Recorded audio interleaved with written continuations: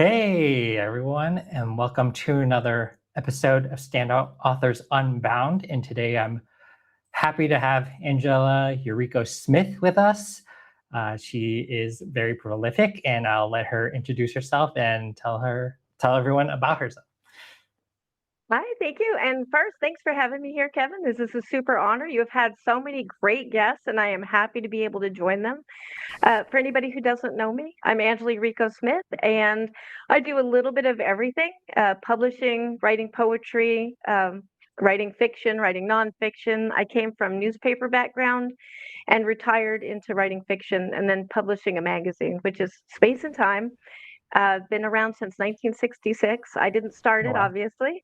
I love to point out, no, I did not start it. I just took it over. And we're getting ready to celebrate our 60th anniversary on April 9th. So, with Oh, wow. going monthly, we're Congrats. going to start going monthly then. So, yeah, it's very exciting. I have Yeah. proofs up over here and I have something over there. And it's like, and you're in between them. So, you're in the royal spot. Oh, that's awesome. Can you tell everyone a little bit about your experience with reading and writing and what inspired you to become a writer of any sort? Yeah, absolutely. The first thing I ever wrote, well, it was actually a comic that got me started reading. I wish I had a copy of this or I could even remember who the villains were. But I'd read a lot as a kid, but I hadn't had the concept of writing, like I could create stories until I read this comic and there was a villain. Really wish I could remember who it was, but this villain was just kicking everybody's butt, all the superheroes' butts. I think like Wonder Woman was there and Superman, and they were powerless against him, but he was using words. And that's what he was Mm. saying is, and I'm paraphrasing very badly, but it stuck with me. I'm 57 now. That was probably first or second grade. So it stuck with me a while. And he said something about he or she who controls the words controls the world. And I remember as this kid, just kind of like feeling very helpless, very like everybody is always pushing me around. I was not a popular kid. Um, Asian kid growing up in Wyoming eating seaweed. It's not a great with a weird middle name. It's not a great place to be.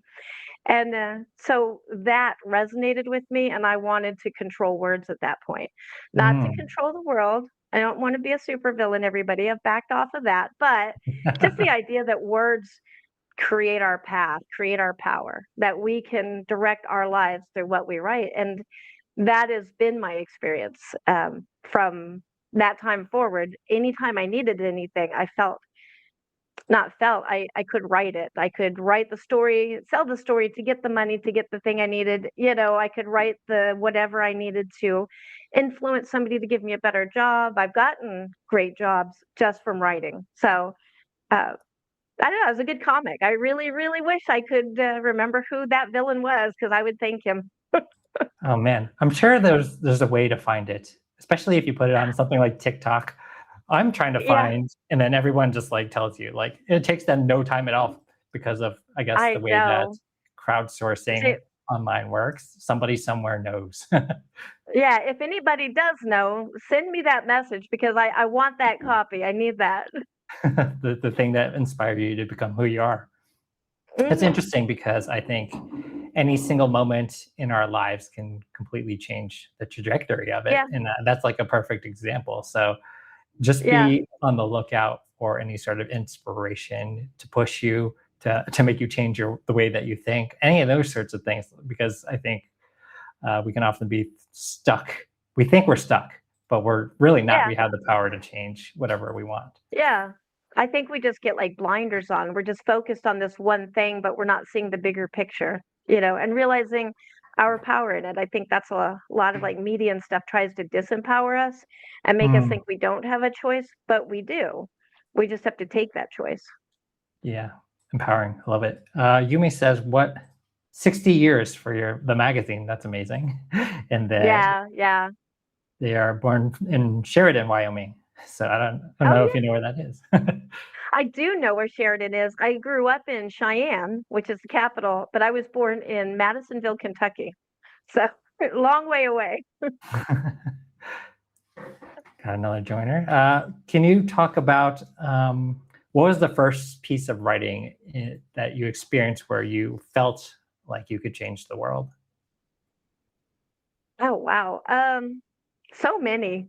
The first piece of writing I wrote that I tried to write after that was a fictional story, and it was a terrible story. It actually got me in trouble with my teachers because it was about a guy who kind of goes insane because he keeps hearing these noises, and it turns out that there was a serial killer living in his house before that filled the walls with babies. Oh I was wow, in second grade. wow, that's It's something. pretty dark.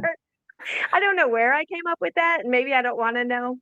One of the first real pieces of writing that changed the trajectory of my life was I decided I wanted to be a journalist, and I'd gone to journalism college in Cheyenne, no, in sorry, Laramie, Wyoming, and I only went for a week because I'm going to say maybe a mistake if you wanted to keep me in class, but I was asking the instructor, you know, how you're all green and you're like, oh, I really want to get started, and I asked him. When can I start actually working as a reporter, as a journalist? And he said, oh, like, when do I get my certificate? When do I get my license? You know, how many Mhm. months are we talking about? Because I'm very impatient. And he said, oh, you don't need a certificate or a license or anything. You just start working that way. And I was like, well, goodbye. And I did. I just quit school at that point and went off to be a journalist. Then I found out why you get the degree, because then you get better jobs and you don't have to start from the bottom, which is where I started. But the best job I got was a letter to the editor, and it was, I think this was, so many years ago, but the pay was $350, I think, for a 600-word piece, and I could do unlimited, as many as I wanted. Oh wow. And about this was for militarylifestyle.com, which I think is now military.com. I don't remember. I don't keep up on them anymore. But I got that job because I wrote the editor and said complimentary things about the publication, which is where I'm going to go do this. I have gotten so many places by just connecting to the person behind the publication and just saying, like, a compliment, a genuine compliment, not just, like what you're doing. I really like how you do A and B and then how you handled C. And, publishers and editors love that. But now that simple letter, and I was writing to connect with him. I didn't realize it was going to be that successful, but I wanted to change my trajectory intentionally through this letter. And boy, did it. Yeah, that was a fantastic position. From that, I got to interview like Joan Jett of Joan Jett and the Blackhearts and like Oh, just wow. all kinds of great opportunities. So a simple letter to the editor is what started that. Oh, that's amazing, and I think we often forget that the people who run things are also people. You just figure, oh, this Yeah, is a giant publication or whatever. They're not going to care that I'm sending them something. But as like a creator myself, I know anytime someone comments, I'm like, oh wow, I really appreciate that because unless you're like yeah, actually known or famous or whatever, it's rare to get any sort of like insights or things. You, yeah. you feel like you're, especially in the beginning, writing to nobody, right? Hmm. Yeah. And in a way, we kind of are, because we don't have that readership, but we're writing for ourselves. So as long as we're keeping that authenticity and we're just slugging away at it, I feel like we do win. We do get what we wanted as long as we just don't give up. Yeah. And I think I've read something on Substack recently where this woman, she just submits a weekly message to somebody out of who she thinks is out of her league, and just to see if Yeah. they'll connect. And it's done apparent wonders for her. So like, stop worrying about whether or not this person is gonna like you or think you're interesting enough to talk to. It's just like it's Mhm. worth a shot. You never know what's gonna happen, Yeah. especially if you say something complimentary and you actually follow them and you know them and what they do and you talk to them like a person, because I think that's oftentimes the missing element in interactions Hmm. like cold outreach is like you just pretend like they're this entity, but everyone's a person. Yeah. Oh, yeah. And I think that publishers and editors, especially, we kind of get ignored, but we're writers. You know what I mean? We're writers first. That's why we're even doing this. And just love it when people reach out to us as people and, give a little love. just a little love, because usually it's complaints about like, I haven't heard back from you, or why didn't you take my piece? So if somebody ever sends a message of like, thanks for what you're doing, it's like, wow, what's your name? Yeah. What was the first writing experience outside of journalism? Um, oh, it was also a horror story. So you can tell ex-president of the Horror Writers Association, there's reason. And it was, we lived in Browns Mills, New Jersey at the time, which is, I hope I don't insult anybody from Browns Mills, but I feel like if you live in Browns Mills, you agree with me. One of the most terrifying and haunted places I have ever been. And I've lived in a lot of like haunted houses, and then I do ghost hunting, and it was a Wow. scary place. And in it, we lived in this house that was either I was insane or it was haunted or we were on a temporal something. There was some really crazy wrong things with that house. And I wrote a story about the Jersey Devil, because the Jersey Devil is in that area. In fact, they found Jersey Devil footprints in the 80s, and the sheriff and everybody, this is like a report from the sheriff, I think about 2 or 3 miles from where our house was. But going outside was so spooky, and that's how I handled things. Like, I was terrified all the time, and, you know, so I wrote a story about it, and it was, I think I'm pretty proud of it because it was actually sold to a romance zine. Back when there was zines online, and it was called Love Word Zine, and I really just wanted to get paid for writing, because groceries, you get paid and you can buy Yeah. groceries, which is really important. And that was before I had the really cushy military lifestyle job, and so I couldn't write romance though.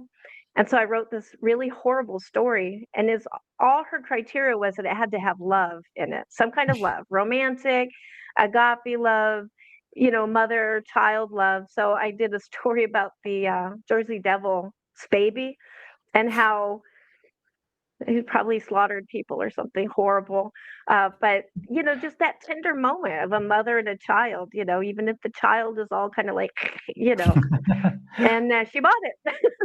It's like, oh my gosh, I can't believe I pulled that off. That she actually bought that, because was it did have a love element, but I was really stretching it. To be fair, she was really being nice to me.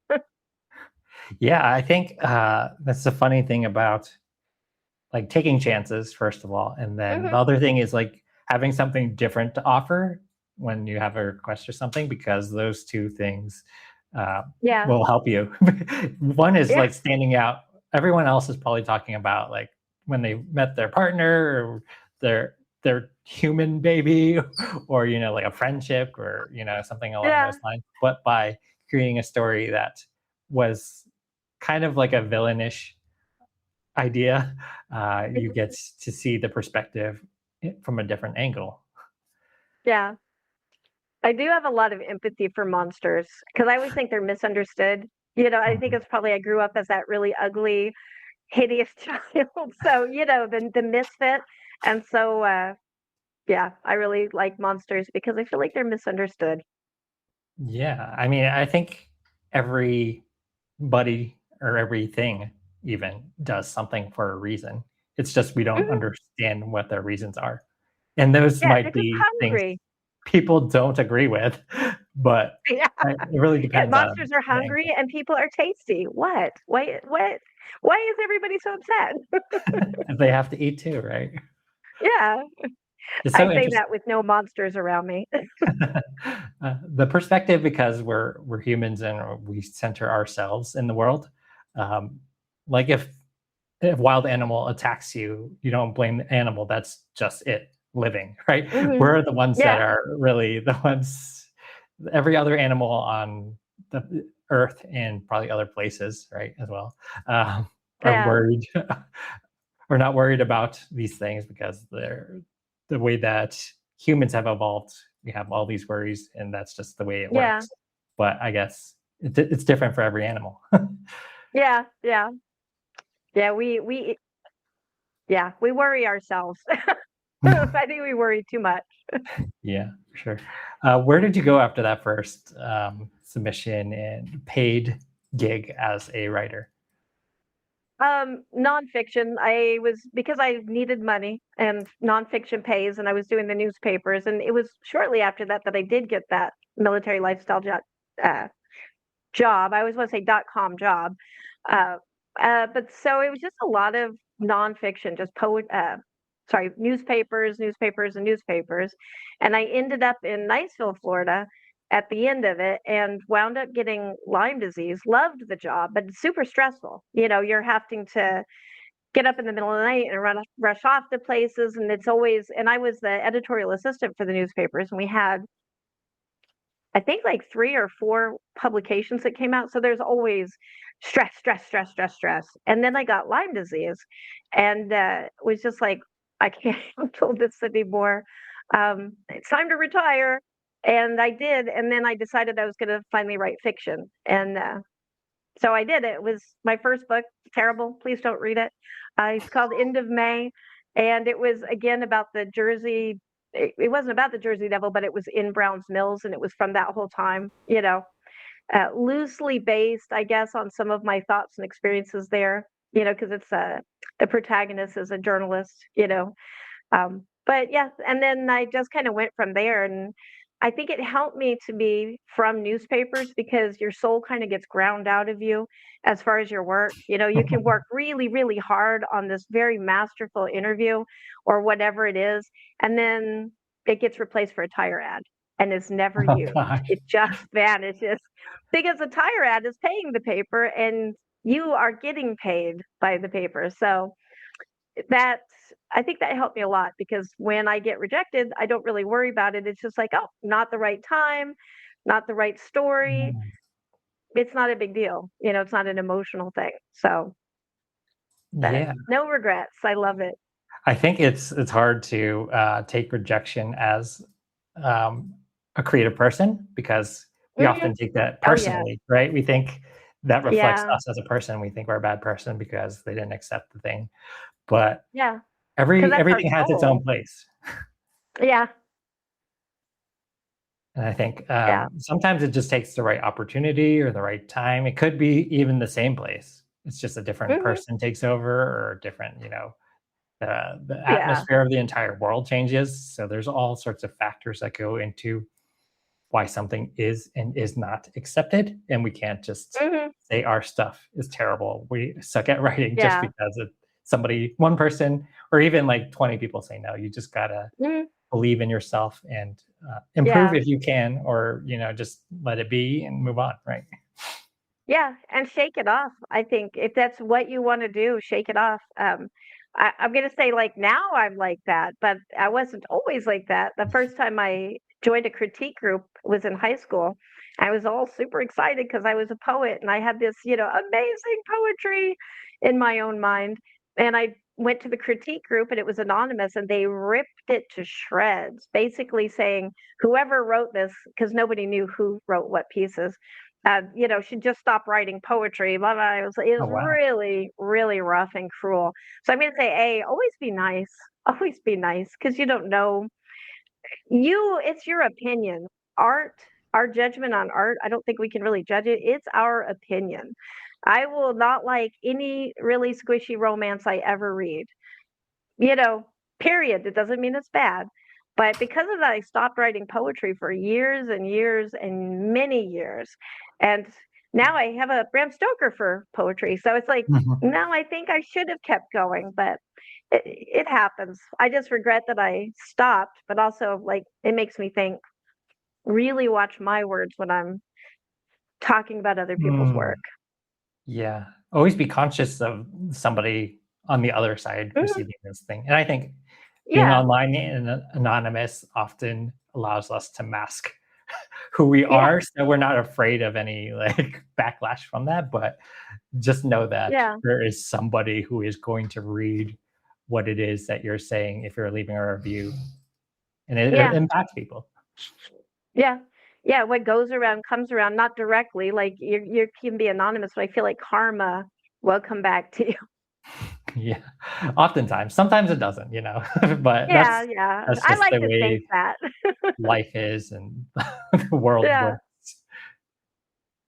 Yeah, can you talk about how you are involved in different ways. Like I know you do some editing for anthologies or your publications and stuff like that. So what are some of those places and what do you do for them?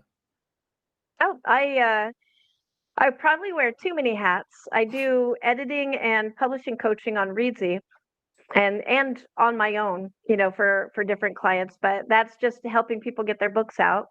I keep thinking I'm going to stop, but then somebody else comes up with this great book that they need help getting out, and I it's like catnip. I can't resist. And I do freelance work a lot of times.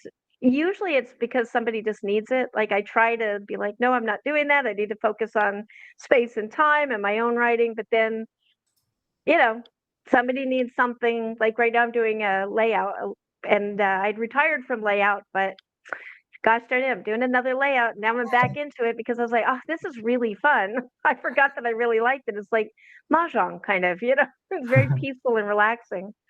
I also do my own writing. Right now I'm getting ready my Substack is actually a 52-week cohort about the creative journey and about how no matter what we create, we're going to create. Like I feel like it's a sacred, divine state of being is to be a creator, not going into any particular religious belief or any kind of line of philosophy. But I just feel like that is what we have to do, and we will create no matter what. And if our ability to create isn't, if we don't direct it to something positive, we will create mayhem. So like we Hmm. can build a bridge or burn the bridge, but we're going to do something by the act of being human. And so my Substack, the 52 weeks is that journey. Like, how do we get from maybe where we want to burn a bridge to at the end of it, we're building bridges and helping other people build bridges. And that is going to be a book that I'm releasing in August called Art Not Arson. So I'm really super excited. And that Whoa. has been like the project that I'm like going back and forth on. Oh, so how I'm like, oh yeah, rejection doesn't matter to me. I am one with whatever. Oh, no, I'm full of anxiety about this book. Because when it really matters to you, you're like, if it's, well, I guess I cried about the tire ad replacing the article. That's still a raw point with me. But that's Even pretty much what I'm doing. oh, that's great. I think every creative endeavor has like an audience, even if it's just you. Like that Yeah. thing that you're creating has a purpose, and just because it Mhm. doesn't fit one person's thing, I think this is what Yumi is saying. Everyone is someone's tea, but not everyone likes tea, and others Yeah, treasure it. exactly. Yeah. Yeah, and I guess that's the other side of that is, go find your tea drinkers and don't worry about the coffee drinkers and the soda drinkers and find the people that you resonate with. Don't worry about the rest of them. Yeah, we've been conditioned by, I think, social media and virality to Mhm. think that Yeah. it needs to appeal to as many people as possible. But everything Mhm. that I've heard about posts going viral is it doesn't ever lead to anything. That person will follow Mhm. you once, like the thing, and that's it. It just goes away Yeah. just like a game, right? Yeah, exactly. So don't work for that. Work for connecting with the people who Mhm. want the thing that you're doing because there's like I Yeah. said, like an audience for everybody. Yeah, I would rather have 100 people that actually want to interact with me, that actually appreciate what I'm writing than 100,000 that likes, empty likes, you know? Yeah, because that moment is just fleeting. Yeah. Yeah, can you talk a little bit about some of your horror writing? I know you talked on like your first book, but where did you go from there, and how did you like submit the Bram Stoker Award, and how does that process work? Oh, yeah. The Bram Stoker's is really fun. There's a lot of different horror prizes, but the Bram Stoker is like one of the biggest, like the Oscar of horrors, we like to say. But that was for Bittersweets, which was, I think I had gotten fired from Amazon warehouse, which was a really interesting job. And then in that firing, it's like, oh, well, now I have time to write this book that I'd been pecking away at. But I had been writing like straight gothic. It's actually Brian Theowara, who would be a fantastic guest for you. Hmm. Um, kind of made the pivot for me because I was writing gothic horror kind of stuff, the traditional horror, because you look at what other people are doing and then you emulate it. Oh, I like Edgar Allan Poe. I'm writing Edgar Allan Poe alike stories. And then it was Brian, who is my mentor in the HWA, who said, you are mixed Asian and you like tech gizmos, like you're like kind of a sucker for anything that like has batteries and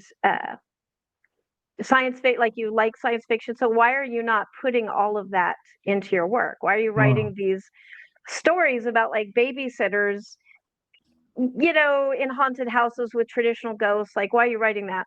And so I was like, really good point. So there was a call for Where the Stars Rise. And I can't remember who published it, but it was it's a professional call, like I think it was 8 cents a word. And somebody had told me about it. And I was like, oh, I'm going to try what Brian said. And I think I had like an hour to write it. So I just quickly wrote the story called Vanilla Rice, which is about a mother who is trafficked. But this is like far in the future, very dystopian, and so she was bought mail order, like a mail order bride, but and then got pregnant, and then the guy didn't really want her anymore, but then she's non-returnable, like, so very dark and horrible. And so she grows up, and this was like me reflecting, I think, a lot of what I grew up with. She grows up, well, she has a daughter, and her daughter wants to be like the princesses she sees on TV. She feels like it is who she is, that mixed part, that is the problem. And so when she grows up and has her own baby, she uses genetic enhancements to make that child everything she wanted to be, blonde, blue-eyed. But then she moves back with her own, like, people who are like her. And then that child is the problem. And then I won't skip to the ending, but it was just how, like, what we think we want isn't what we probably need, and that it's better to just be who we are, however horrible it is, or like society's judgments on it or whatever. It's better to just be authentic. And then lo and behold, they bought it, and I was like, oh my god, that's amazing. And then from that, I wound up starting Bittersweets, which is kind of the same world but expanding out. And then that was, somebody should probably check me on this, but I have like looked. It was the first independently published novella to be a Bram Stoker nominated, like a finalist. And so I think I'm more proud of that, like breaking through that glass ceiling than anything, So yeah, and then from there I was just like, okay, I like this. But my work from that was very from my experiences, lots of tech stuff. There's one where the tattoos are, yeah. Anyways, I won't get into it because I love talking about it, and we'd be here for like 20 years. But yeah, so once I started putting what I love and what excites me into my work, I think I'd sold every story since then. Oh, So, wow. I feel like that is the key, is putting ourselves, what makes us different, into our work, because we're excited about it. And we pass that excitement on through the story, and then the other people, just resonate with it. But Yeah, that's great. I yeah, I feel think like that was way too long. no, that's amazing. I think it's always important to be interested in the thing that you're doing, Mhm. regardless of what it is. Because if you're not, you're gonna push it to the side and just let it Yeah, go or whatever. So if you're working on something, it yeah, has to be because you're actually interested in it. Obviously, you can mhm, write or create for money, which is its own thing. yeah, But if you're doing it to get a message out into the world or whatever it might be, you yeah. want to be as interested in the thing as possible because then you'll want to Mhm. return to it. Yeah, well, even writing for money, if you're putting the thing like, ghosts, I love ghosts. I do love ghosts. I mean, obviously. But I mean, I love color change too. So, color change ghosts, that's a whole nother thing. Why would that even happen? And then that is now a unique story, that is Mm, saleable, where if it's a ghost anthology call, everybody's going to obviously have a ghost, but what is different about yours? What is different is who you are. And when you put that individuality into it, you wind up with something cool. And yeah, I'm totally writing about a color change ghost now. That is fascinating Perfect. to me. I need this in my you, life. you just created your next story. Not Yeah. that you need more stories to write. Yeah, I know. I'd add it to the list on the pile. Linda says hello to a bride of Bram from a poet from Dracula's Before Stoker, the prequel. Yep, that's right. Linda and I have done because of Stoker's, and she writes a lot about Dracula and Bram Stoker's, and so we have done a couple things together in panels and stuff about Dracula and Bram That's Stoker and great. vampires in general. Yeah, I think that's just one of those things that's like find your people. Who are the people who are also involved in the thing that you do? Hmm. Because then you you feel more empowered, I think, when other people support you. You feel like you're not Yeah, alone anymore. yeah. Well, and we energize each other too. Every movement that has ever happened, like Soho or jazz or Impressionism, all of it was a group of people. It's not one lone person that just decided, oh, I'm going to do this different thing. And they feed each other and they support each other. And then all of a sudden you've got jazz, you know, a whole movement that changes how we perceive music, or, what can a story be? Yeah. I think it's always important to be in community. Like here, we're talking to a bunch of people who are taking their Friday afternoon to spend time with us, and I appreciate all of you. So that's amazing that Yeah. people are interested in hearing your story and all that you have to share. Because I think every person, especially creative people, have a lot that they want to share, and Yeah. this is the opportunity for them to really connect with us. Yeah. Yeah. I echo that. Thank you guys. uh, you said you were the former president of the Horror Writers Association. Mhm. Why did you choose to go for that position? What was your time like there? And why did you decide Um, to end? it was challenging, of course. It's a lot of work, but I served as a trustee before that, I think for about 8 years, and it was because I believe in horror as the genre. That I know a lot of people, horror gets a bad rap and people think of it as like terrible, but to me in my life I feel like it's a very hopeful genre. It's the genre that faces the fear and then tries to show us uh, play how to empower ourselves so that we don't fall prey to the fear. And in fact, science backs me up there. There was a study, and I can't remember who, like off the cuff, I can't remember any details of the study except that they found during COVID, that time, that dark time that we all remember, Mhm. the people who were fans of horror fared the best. They were the most resilient Hmm. emotionally. They suffered the least. They didn't have the existential crises of being locked inside because they had role played through reading or writing or watching movies this scenario. They know zombie apocalypse comes, you got your food, you got to do, and they felt empowered by the whole situation, not joyful, not like, yay, it's, look, it's the apocalypse, but just like that they could handle it. And they also face what if you can't, what are the alternatives? And so that's why I believe in horror so much and why I wound up becoming the president, because I felt like whatever I can do, especially right now, there's a few horrible things going on. And if we can help people give people that feeling that yes, we can face this. We don't have to be shocked. We have agency that we can use to do things. Yeah. Train to Busan is a great one. um, so that's what attracted me to it. Is I felt like it was a bigger mission than just talking about writing at that point and empowering people to tell their stories, but more, we as horror writers need to help the people who are feeling stuck in the headlights to know that there's something else. Yes, you can do things to empower yourself. I feel like I'm using the word empower too much, but yeah, I don't know how else to say it. Yeah, So, I but yeah, think and then yeah, then that gets a lot of time, so I retired. gotcha. Yeah, I think horror is just a misunderstood genre Mhm. because there are those instances of movies where it's literally just like horror for horror's sake versus a Yeah. lot of the horror that has like the deeper embedded message in them is skipped Hmm. over because you don't realize this is what's happening there. So I think Yeah. one of the things that horror as a genre does is it confronts our fears or worries or whatever it may Hmm. be in a way that can help you through it. And like you said, it can inspire you to move through it because let's Hmm. see what happens. Let's explore the human experience through this Yeah. story. And obviously, you can add whatever murder or whatever into those things, but that's just like a way to get people to stick with it versus the reason for it. Yeah.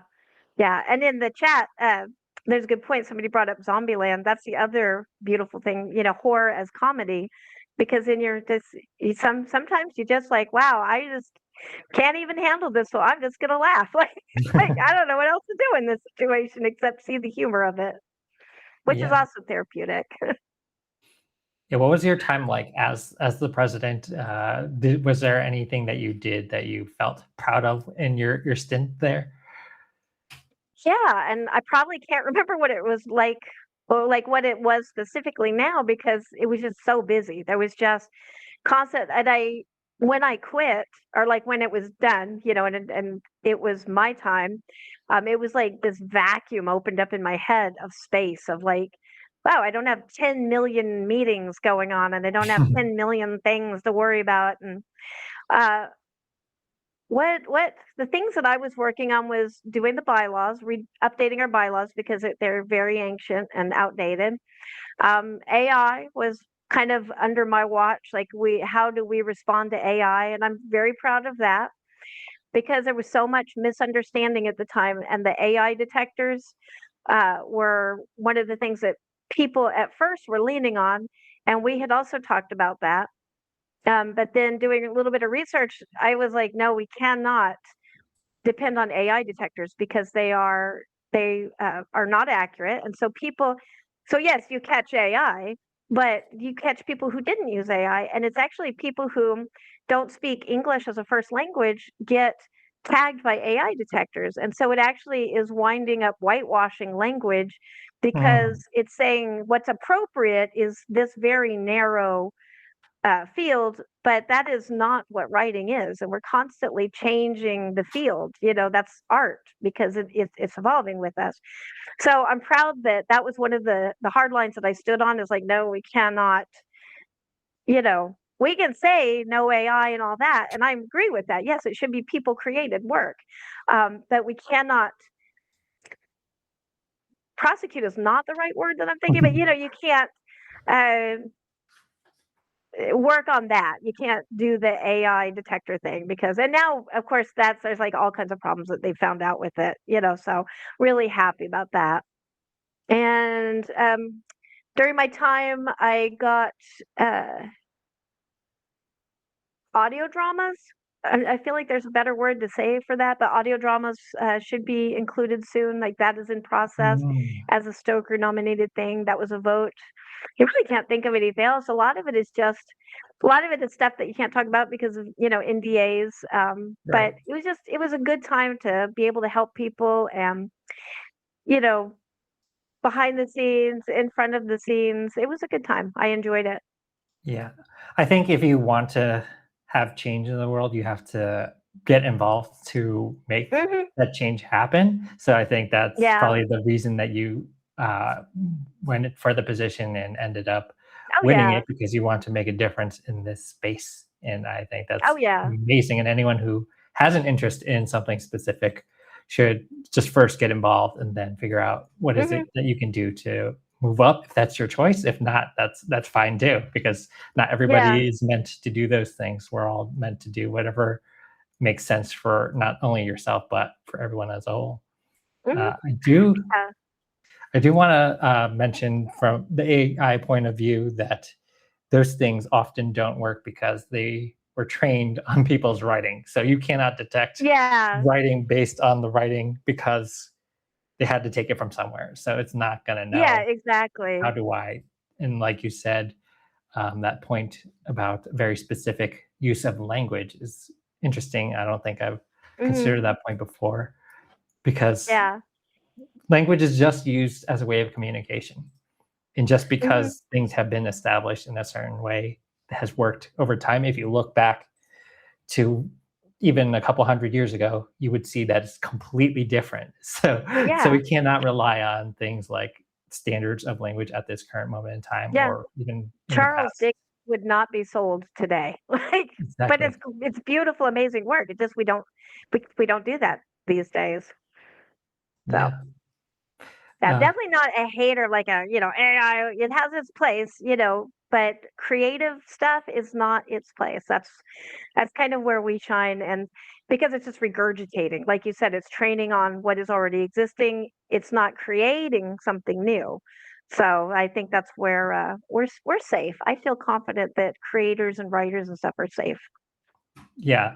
One specific use for me is like running through all the stuff that I have and finding things for Mm, me. That is like a very yeah. great use, or translating, transcripting, and stuff like that. Mm, Amazing, yeah. because that is so much manual work that does not need to be done. And it's like one of Yeah. those tasks where, yes, let's use it because it helps us Yeah. to avoid this manual labor that is not necessary. Yeah. It might have been at one point in time, but now we are beyond that and can detect what is this Mhm. person saying, right? Yeah, so that we can spend our time doing the fun creative stuff that we never have time for. So, Exactly. So just use it in the way that you feel mhm, is best for you, that doesn't take over who you are, I think is the thing. yeah, yeah. And don't get me started on M dashes because I'm very angry about that. I've always used M dashes. I love M dashes, but yeah, we'll just leave that there. Equal rights for M dashes. Yeah. Can you talk about your opportunities community and some of the stuff Mhm. that you're doing in there?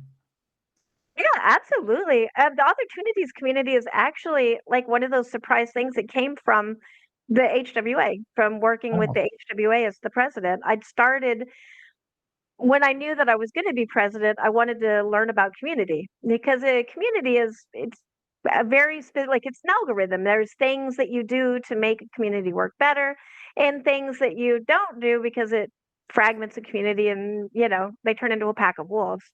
So in researching community, I came across a platform called Mighty Networks that had a like free classes kind of with it, and you could do a free trial.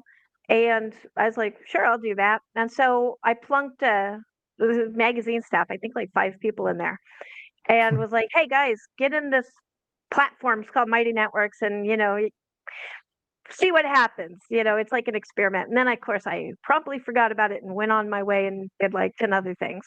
And one day I was sitting there and I had the Substack going as well. But it wasn't like a community, it was a Substack. oh, I'm just did putting she out, freeze or did I freeze? Can somebody in the oh, comments let me know I if see everything fine. either of us are frozen? I'm gonna respond. That's fine. Oh, interesting. I don't know what. Oh, Then it's me. huh, Let me refresh. Give me 1 second. I'll be back. well, absolutely. So, hello, everybody. Now I'm just by myself, talking to myself. Oh, there we go. So I don't know what happened. Okay, perfect. Yeah, I was the one that was stuck, not you. it was Sophia. Sophia came in and like Oh, time geez. stopped for just a minute. Oh, yeah. So what were we? Oh yeah, so we're talking about the community and how that happened. Oh, right, right. So I plunked some staff in there, just kind of forgot about it, and then one day my laptop was on the kitchen table, and it's just like bing, bing, bing, bing, bing, and I'm like, what the heck is going on? And I went and looked, and I probably shouldn't say this, but I felt like when you have sea monkeys as a kid, and Mhm. they're so disappointing. This was like the opposite. Like I had 5 people in there, and I wasn't really paying attention, and when I looked, there was 80 people in there, Oh, wow. and they were doing all this stuff. They were talking, but and so it was a free trial. Like I really did not plan to keep it past like that month. But then how do you just pour your sea monkeys into the toilet? You want to keep them going. This little community is working. And so I wound up keeping it. And It was like probably one of the best things I'd ever done. And the reason why is I had never thought of having a community. Like, why would I? Well, you know what I mean? I just wanted to see how community worked. And I have just seen so many amazing things. We had family pass away for some of our members, and just to see everybody rally around them and support them. I've seen people come out of their shells. I've seen some people that are bristly. I'll say bristly, and they have just in that environment, knowing that it's a community and that there's trust and that we're supporting each other, mutual support, and people loving them in spite of being bristly. You know, people accepting people where they stand instead of having them, algorithmically, you have to be this, Mm. has been amazing. And the thing that I have found, this, I think we're on our second or third year now, but the thing that I found is we buy each other's work. So that's kind of that 100 people that are actually, you know, connected, or 10, 100,000 people. So people, they celebrate, hey, I just got my new book. And 10 or 15 people might buy it from the community. Where if I put that on, I don't care. I could be like, this is my Bram Stoker book, that blah, blah, blah, it's super important. And if I put that on my Instagram, I maybe will get a sale. Maybe if I maybe bought it myself. You know what I mean? It's not very effective. But because we see each other and we know each other, and um, we trust each other, we're humans. You know what I mean? It's just been an incredible thing, and seeing how everybody has evolved as a community. We talk about, we were like I mentioned Soho and impressionism and movements like that. That's kind of what is happening. I'm seeing people who would have never collaborated getting together and collaborating and coming out with new projects and helping each other with their skill set. Like, maybe I can do layout, but I can't. I'm terrible at graphic artist stuff. See, I don't even know what it's called. My book covers are awful. But like everybody working in, and so we're all it's like that. All ships rise. Everybody is rising together to make everybody better. And people who didn't write horror are experimenting, and people who did write horror going the other way. Like, it's just, but everybody is accepting on their own terms. Mm. So that's been amazing, and I'm never leaving. It's free to join because I didn't want to try to put like a price tag on it, but we are about to close our doors, so it'll be because we're getting some spammers. So it's still free, but it'll be like, hey, Kevin, you want to join? I will put you forward because I'm a human that everybody knows, and I know that you're a human, so that we're Right. definitely populated by humans. So, but yeah, it's been really, really cool, and I'm just kind of thinking the future of everything is going to be communities, because that's how I can have 100. I had a post go viral one time. It was, oh my goodness, I can never remember her name, but like one of the Jersey Girl Shores people All right. retweeted something like really awful at that part of life. And it was great. I think I got like 2 or 3 million people or something liked that post. It was Yeah. a fitness post. I'd lost a bunch of weight, and so I was like talking about it. Um, did any of them buy a book? Probably not. What do I care about? That people go, "Oh wow, you lost weight," or buy my damn book. That's what I want. But that doesn't happen on social media because it's designed like the overlords, and then we're the serfs, and they are just farming our attention as keeping us like swiping, swiping, swiping. So, but I'll Yeah. get off that soapbox. No, I think it's important for anyone who's writing and thinking that social media is the way. It is a way to Mhm. gain exposure for It is, yourself, yeah.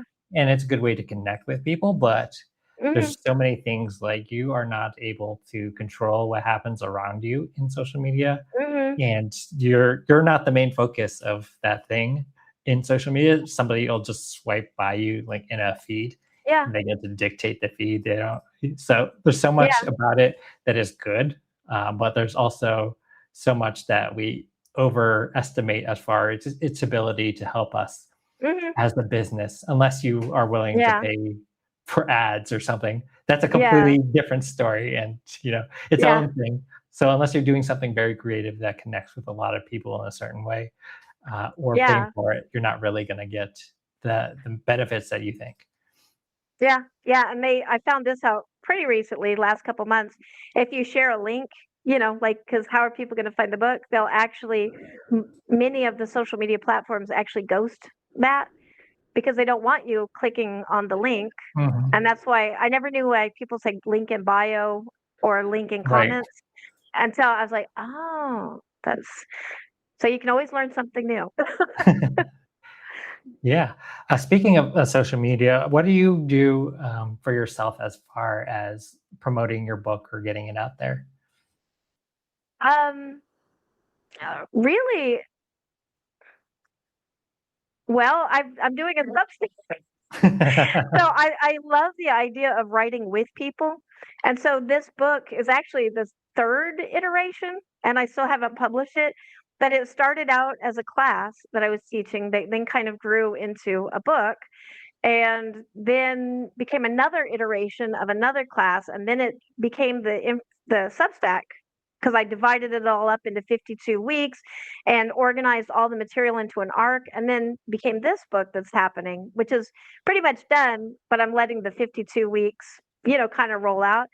And this is the first time I've ever tried to do that, like kind of a slow burn, uh, I guess, promotion.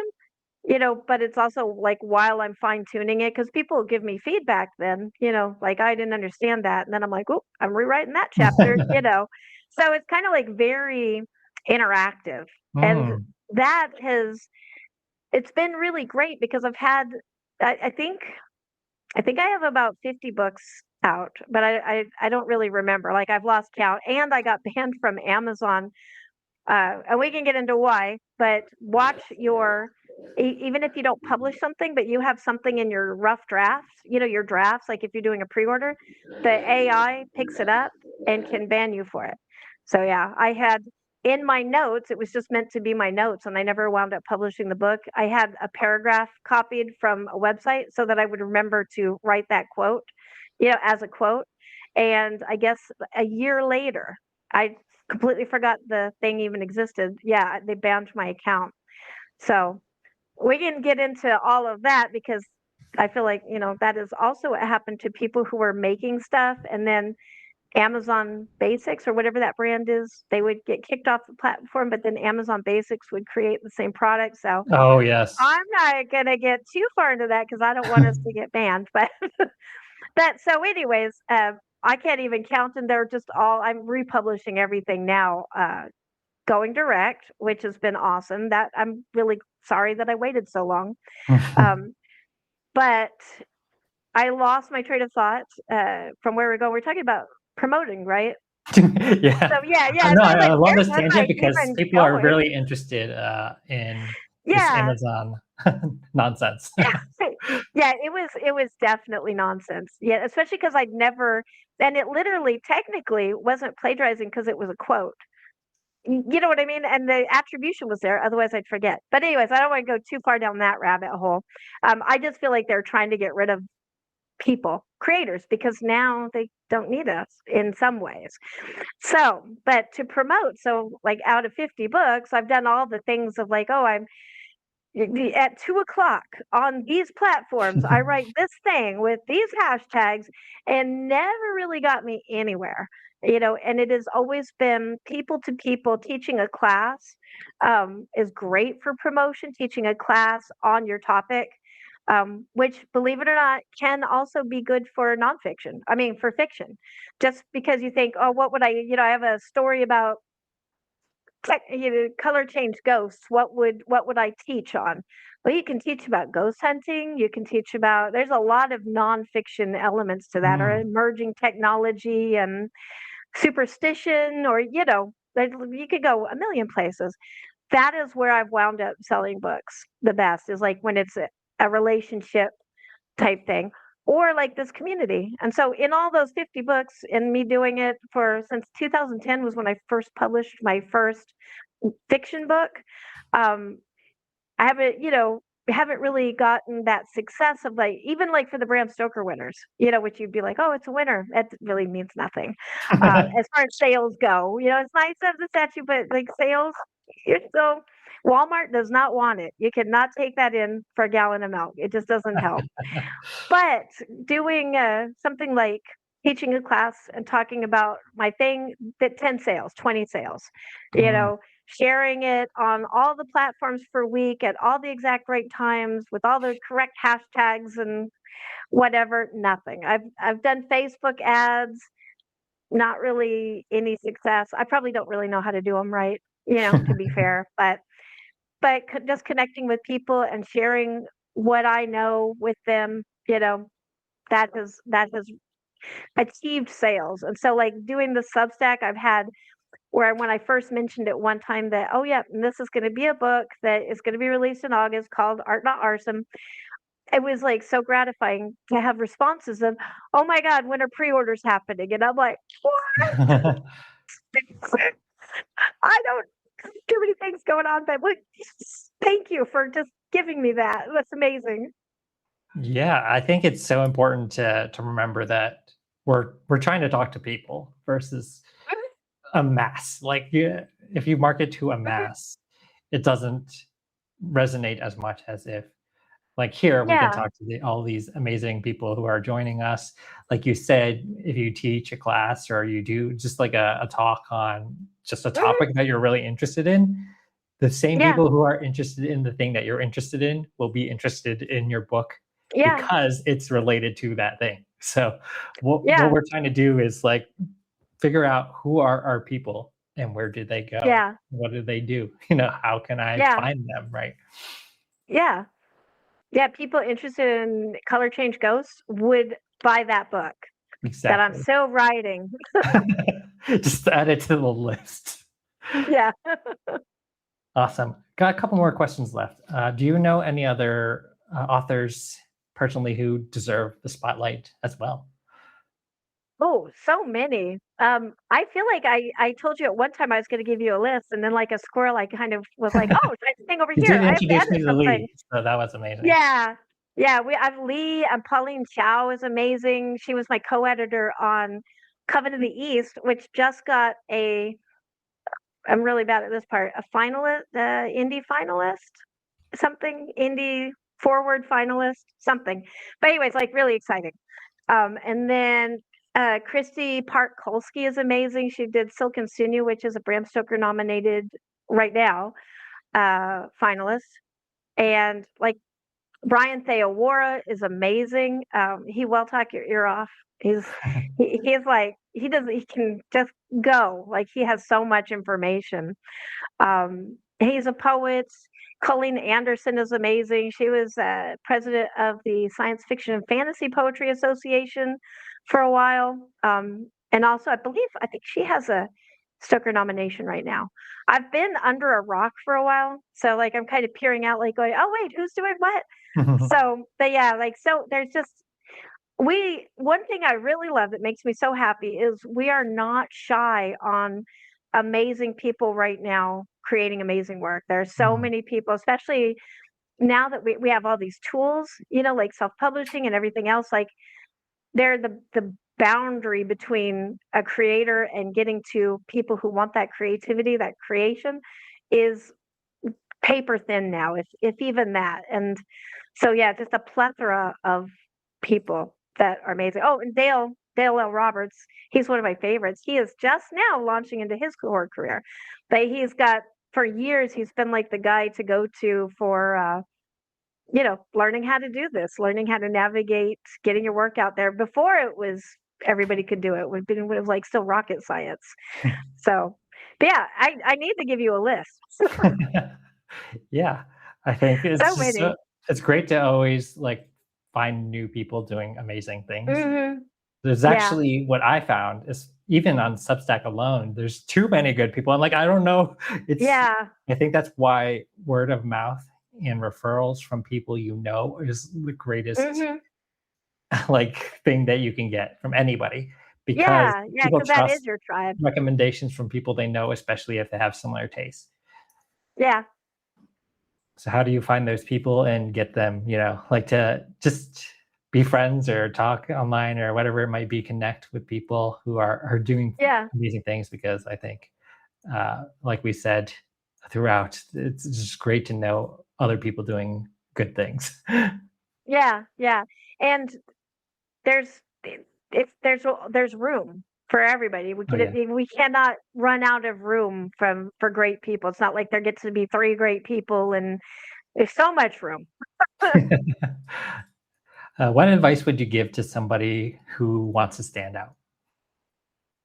I would lean on Brian Theo Ward's advice. So I have to credit him with this advice that he gave me, which is I would say was the pivot that helped me to stand out and start making professional sales and win awards and everything. And that is to be authentic.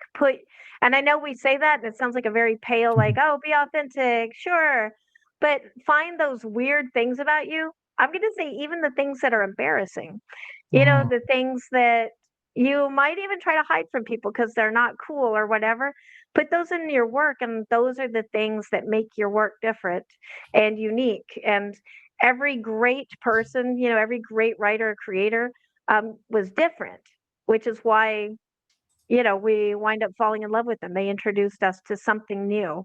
And that newness, like we copy each other to practice and learn, learn the rules so that you can break the rules. And then don't break the rules just because you can break the rules in your own image. mm. Yeah, figure out why. First, know why you're breaking the rule and use Hmm. it selectively so it makes sense that you're doing it versus just Yeah. scattershot. Although, sometimes we have to experiment and just see. Like you Oh can break all the yeah. rules and just see. If it doesn't Oh resonate, yeah. then don't do it, right? So Yeah, there's a fine line exactly. between like experimentation and Yeah, that's how you learn what works is by breaking rules and go, that wasn't a good idea. this is too unhinged. Yeah. uh, But you are talking to a horror writer. Is there anything that can be too unhinged? I'm just saying. that's the beauty of writing horror, I guess. Yeah. You can make things happen that just don't happen. Well, the Yeah. Hopefully. the way that Sorry. the world is going, who knows? Yeah, I know. Yeah, we won't go there. What message do you want people to get out of your writing? Um, to not accept things for face value, to question, like say the monster, question why something is happening, and yeah, don't take things at face value. Use your own brain and your own discernment to decide for yourself what your action should be, and also empowerment that we tend to think that we're victimized, that things happen to us, and I that is my pet peeve. I get so angry when somebody is like, "Oh, well, this happened. I couldn't do anything." And I feel like if you think back a little bit, there's always something we can do. Maybe it wouldn't be successful, but we do have agency. And that's what I hope that people find in my work is that agency and discernment, Hmm. Yeah, I and break think lots of rules. yeah, it's you have agency to do many things, obviously Mhm. within reason. Like Yeah. things are there are rules and norms Right, for right. a Don't hurt reason, people. Do right? not hurt people. Yeah, that So, is but not the rule to break, but what is it that you can do in a positive way that can Mhm. have an effect and not Yeah. worrying so much about things that can't happen because the world says it can't happen? Mhm. I think the most creative people have found a way to make their thing happen, regardless of what the world around them Yeah. says. Yeah. I will end on because I know that you're probably like trying to get me to shut up for a minute. I will say I have an eighth grade education. I quit school in eighth grade because I was like, this is nuts. I don't like this, and I ran away from home. And then I went to college, and then I was like, this is nuts. I don't like this. I can do this much better on my own. That's debatable if I could have or not, but that is the choice that I made at the time. And I've just never let that like I've constantly had people tell me why I couldn't do something. I couldn't do it Mm, because, I'm female, or I couldn't do it because I don't have a degree, or couldn't do it. And I have done everything that I wanted to do. And I'm on, I think, my third bucket list. And so that's kind of where I get with that. Like when people say, "Oh, I can't," it makes me so mad because yes, you can. You're choosing not to, and that's okay. But know that it's your choice. We don't all have to. I'm certainly not advocating quitting school, kids. School is good. That was my choice, and I lived with that. But yeah, we do have agency, and when we say something is happening to us, like, I can't do this, it's because we're choosing not to do it. And that's why we're in Brazil, because we were like, we want to do this thing and get out of Brazil. Well, we can't because we need money, blah, blah, blah. Well, we got a house gone, possessions gone, and we made it happen. And, it's been great. Yeah. Sacrifices, but yeah, but we could do it. Yeah. Most boundaries are just made up, especially within our own minds, right? Exactly. Yeah, we are our worst imprisoners or whatever. Yeah. And Sophia said, I have to be careful. My agency doesn't couple with self blame. I shoulda, woulda, coulda. Mhm. Yes. Yeah. So, Yeah. Because whatever you had, like, even if that has brought you to now, and now is the moment that is the most important moment because it's the only moment that we have. We don't really have any other moment, really. yeah. And there were an infinite number of choices to get where you are. And Exactly. there's an infinite number of choices you can make going forward. So just Mhm. because all this stuff happened in the past doesn't mean you should dwell on it. Yeah. What do you do from this point until, we're all gone, whenever that might be, Yeah. to live the life that we want to live. Yeah. Yeah, and that brought you to now, which is the most important part of that. Right. Can you give anyone who is watching this a challenge that they can take action on to start standing out for themselves? Gosh, why am I thinking of Molotov cocktails? Um, just kidding. That's a horror brain. Um, yeah, exactly. Yeah, I was like, "Okay, let me edit myself in this case." But, something to do right now, I would say, take an evaluation of yourself and where your life is. I did this about 3 months ago, and I kind of was like, "Who do I want to be?" I actually take an evaluation. I have quarterly I love my Google Calendar. I have quarterly reminders to look at my life and see where am I versus where do I wanna be, and then yearly, I do that as well. And then in that, I just try to write down, and not this is not a self-hate session, where you're like, "Oh, if I wasn't so this," but just like, where am I? What do I have that I love about me? And what do I want? What would I like to be? What would be more me? Not changing myself like, oh, I wish I was tall. It's never happening. But, you know, what are the good parts of me that I want to bring out so that I can be more authentic? Like, I think a lot of times the person up here is not who we are. You know what I mean? Like, people are not seeing us that way.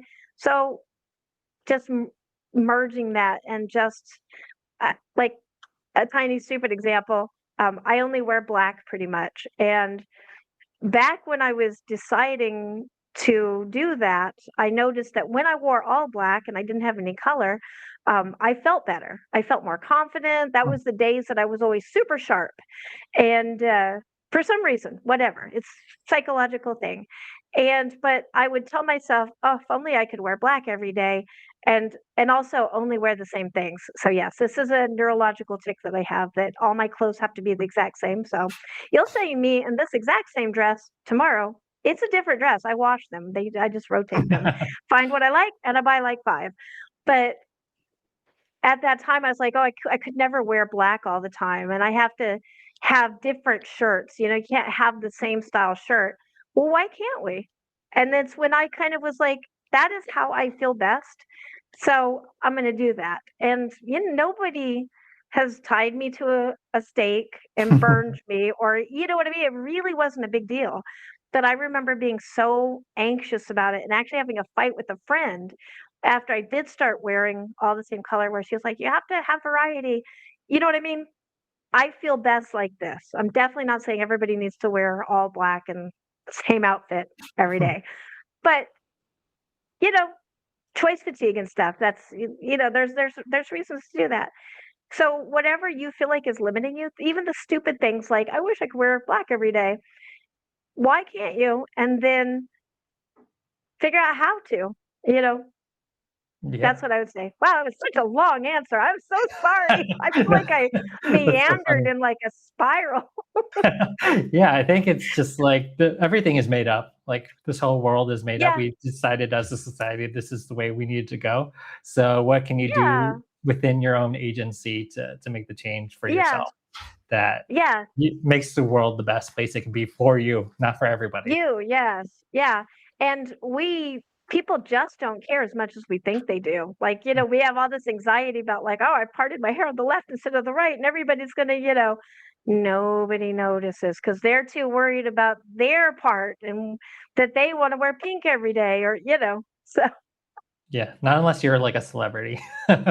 yeah, exactly. And then that's a whole That's a nother thing. whole other set of things to worry about.